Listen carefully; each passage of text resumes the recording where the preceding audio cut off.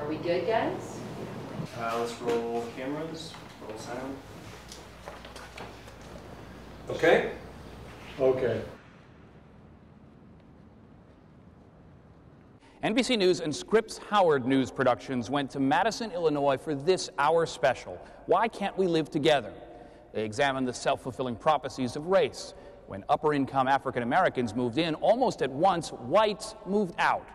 The main thrust of this ambitious documentary was to explore and challenge the negative stereotypes which some people continue to believe. In Why Can't We Live Together, NBC and Scripps Howard News Productions take the time to examine these myths in detail.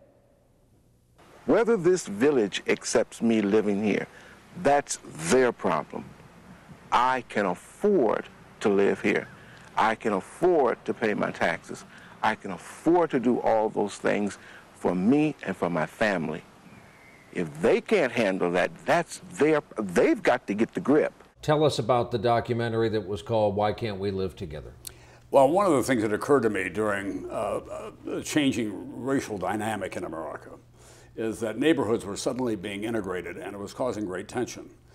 And I thought, why don't we go to one and just live there for a while and find out what causes this tension? We picked a town called Madison, Illinois. It's far south of Chicago.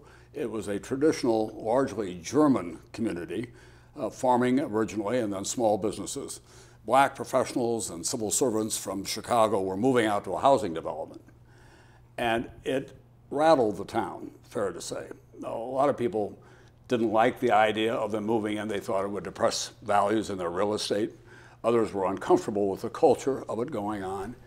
And to the credit of both the African Americans and the white residents there, they were very honest in their discussions about what their issues were. And there were issues on the African American side as well, saying, look, if they don't appreciate me, I don't want them as my neighbor. And we thought that it was, at the end of an hour, the beginning point of a dialogue in this country.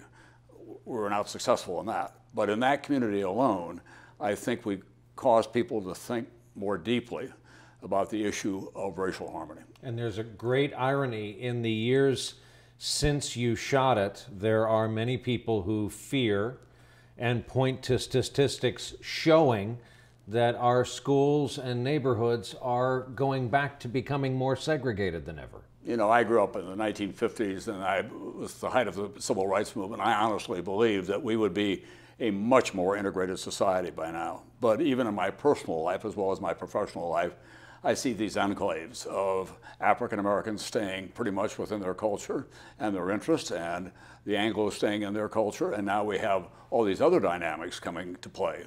The Hispanics, and in the West, the Asian Americans that are coming in. And they tend to gravitate toward their own neighborhoods, their own institutions, and their own culture. So it may be unrealistic to think that we're going to be a kind of kumbaya, fully integrated society at some point. There is something to be said for retaining the interest that you have and where you came from and who you are. But what you need to do is to eliminate the hostility, and that's what we're attempting to do here.